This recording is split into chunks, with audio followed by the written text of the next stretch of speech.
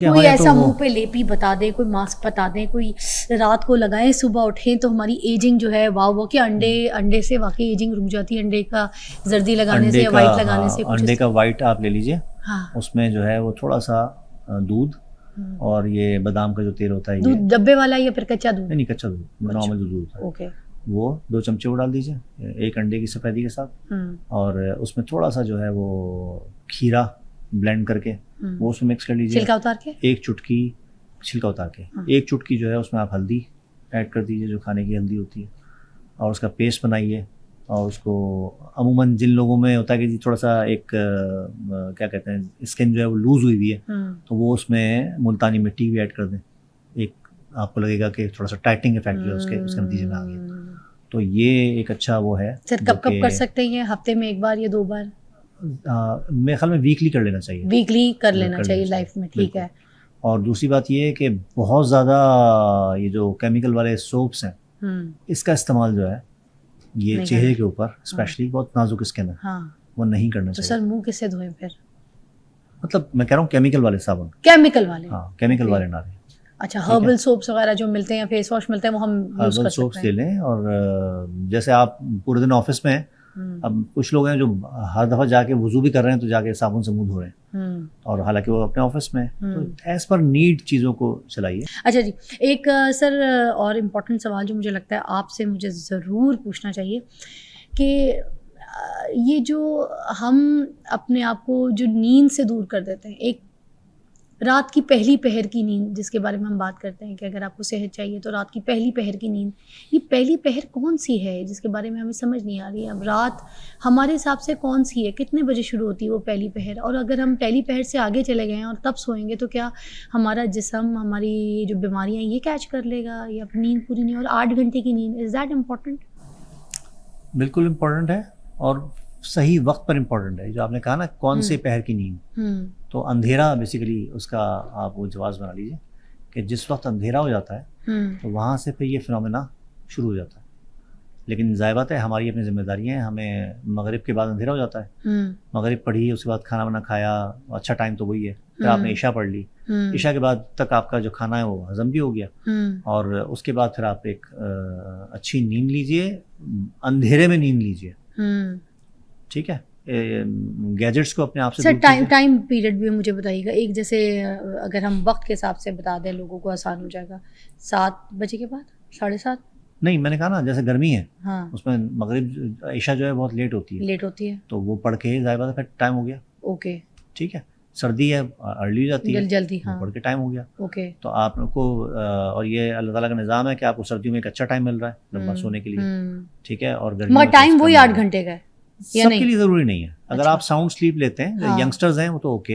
अच्छा, जो और थोड़ा सा एज हो जाती है 50 के बाद जो है वो 6 घंटे भी अगर आप साउंड स्लीप ले रहे हैं बहुत है, ठीक है। कैलूला बहुत इंपॉर्टेंट चीज़ है, पावर नैप की शक्ल में आज हमारे यहाँ दुनिया में राइज है, हम दूर भाग गए इससे, ठीक है। तो कैलूला बहुत ज़रूरी है, उससे आपकी जो खोई हुई क़ुव्वतें हैं वो बहाल हो जाती हैं। आप सुनते हैं मुख्तलिफ सुदूर जो हैं वो पावर नैप ले रहे हैं और सारी चीज़ें हो रही हैं, हमने इनको छोड़ दिया। ये रसूलुल्लाह सल्लल्लाहु अलैहि वसल्लम का पैटर्न है, और ये कभी भी किसी हिकमत से खाली उनकी बताई हुई चीज़ हो ही नहीं सकती। तो इसको हमें अपनाना चाहिए। थोड़ा सा टाइम लीजिए, कहीं साइड में 10-15 मिनट कोई भी जगह हो आपके ऑफिस में, कोई ऐसी जगह जहाँ आप कैलूला कर लें खाने के बाद। सर ये जो लेवेंडर ऑयल वगैरह होता है, क्या ये कारआमद होता है नींद के लिए? अगर जैसे किसी को नींद नहीं आ रही है, अपने तकिए पे लेवेंडर ऑयल थोड़ा सा छिड़क दे या उसको सूंघ ले थोड़ी देर, तो इज़ दैट वर्क रियली और नॉट? स्टूडेंट है मेरी एक, वो इस पे वर्क कर रही है, उसने एक पिलो डेवलप किया है लेवेंडर फ्लावर्स का, इसको हमारे यहाँ कहते हैं इस्तखुद्दूस, ठीक है। और इसके अंदर ये प्रॉपर्टी है कि ये सूदिंग और कामिंग इफेक्ट जो है वो डेवलप करता है। इसकी खुशबू बड़ी भीनी भीनी सी होती है, तो उससे अगर कोई एज सच कॉम्प्लिकेशन नहीं है कि आपको कोई मसला है, तो बहुत सारे लोगों को। सर मैं अपनी बच्ची को कराया करती थी, मैं बहुत, क्योंकि आपको पता है शोबस में थी तो बच्ची बहुत छोटी थी, 3-6 माह की तो बच्ची थी, छोड़ के काम पे जाना होता था।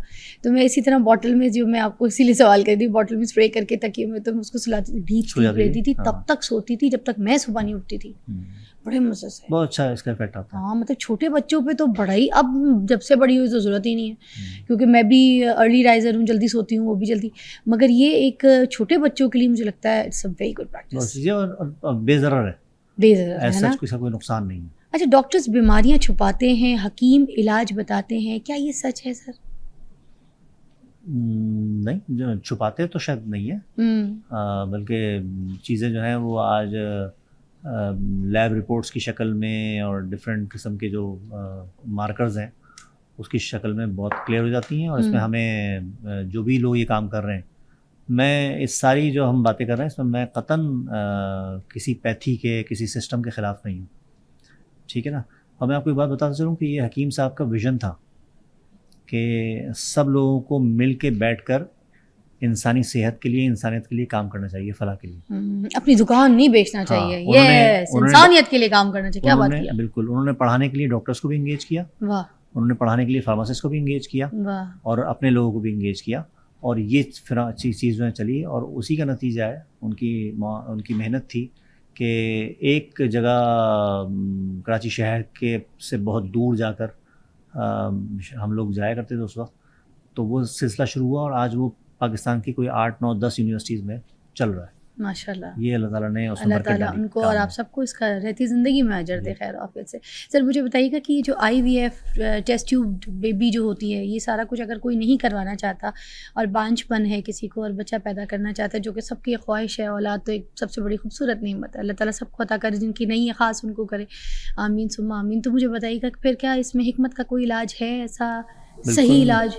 जी बिल्कुल इलाज है, बिल्कुल इलाज है, और बहुत सारे लोग उससे इस्तेफादा करते हैं, बहुत सारी दवाएं हैं, साथ साथ अच्छा दोनों तरफ है ना मामला, हमें देखना होता है मर्द और औरत दोनों का। मर्द मोस्टली क्योंकि अना के तौर पे जाता नहीं है, इलाज कराता नहीं है, पूछता नहीं है, टेस्ट नहीं कराता, वो उसको गाली समझता है, मगर औरत बेचारी को क्योंकि पॉइंट आउट किया जाता है, बहुत सी डिवोर्स रेट इस वजह से है। और मर्द कभी कभी अपनी गैरत और अपनी इज्जत को रखने के लिए, तो उसको पता भी होगा कि शायद मे भी मुझ में कोई प्रॉब्लम है या कुछ है, मगर औरत को तलाक दे देगा जानबूझ के, ताकि उसके माशरे में, उसके ख़ानदान में इज्जत रह जाए, और बड़ी तलाक़ी होती हैं। और देखें ये चीज़ें बढ़ती जा रही हैं ये हमारे माशरे में। मैं ये जो फिनोमेना गैरत का इसकी बात नहीं कर रहा, मैं इनफर्टिलिटी की बात कर रहा हूँ कि हमारी ग़िज़ा में मौजूद केमिकल्स, हमारा लाइफस्टाइल, ये इस इनफर्टिलिटी रेशो को दिन ब दिन बढ़ाए चला जा रहा है। ख़वातीन में इसलिए पता चल जाता है कि वो एक मखसूस उम्र के बाद जो है हर महीने एक साइकिल से गुजरती हैं, उसकी डिस्टर्बेंस के नतीजे में उनके टेस्ट होते हैं, और उनको ये बात पता चल जाती है कि उनके अंदर क्या ख़राबी पैदा हुई है। लेकिन जो मेल वो है पेशेंट, उसके साथ या इंडिविजुअल, वो जो है वो जाता उस वक्त जब उसकी शादी हो जाती है, ठीक है, वो वहाँ उस वक्त कराता है, तो दोनों लोग मुतासर हो रहे हैं। तो अपनी बार बार फिर इसी रिपीटेशन के हम बचपन से जो है अपनी खुराक के ऊपर फोकस करें, अपने खाने पीने के मामले हम देहाती बन जाएं,